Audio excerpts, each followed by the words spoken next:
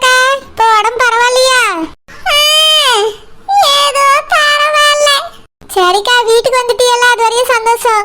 Message போட்டிருந்தீ பத்தியெல்லாம், அதை பார்த்து தான் நானே வந்தேன். அப்படியா? இன்னைக்கு வெறுங்கையோடய வந்தா?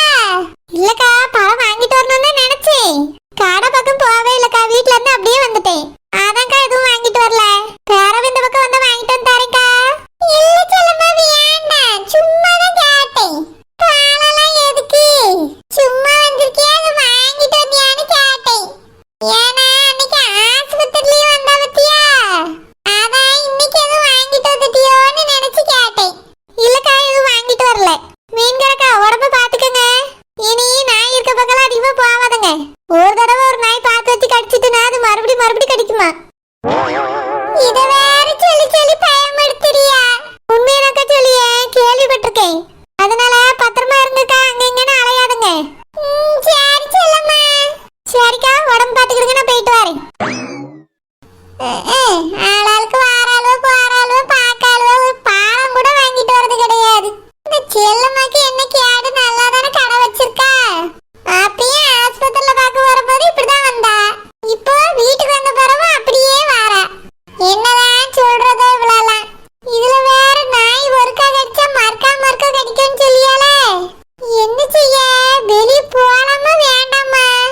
அந்த நாய் நல்லா அடையாளம் கண்டு வச்சிருக்குமோ? இனி பார்த்தா துரத்திட்டு வருமோ?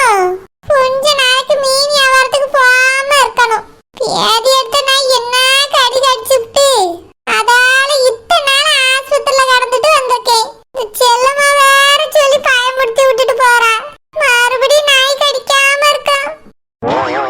பிசாண்டி, பிசாண்டி, பிசாண்டி, எப்படி இருக்கே பிசாண்டி? நல்லா இருக்கீங்களா? ஏதோ இருக்கேம்மா.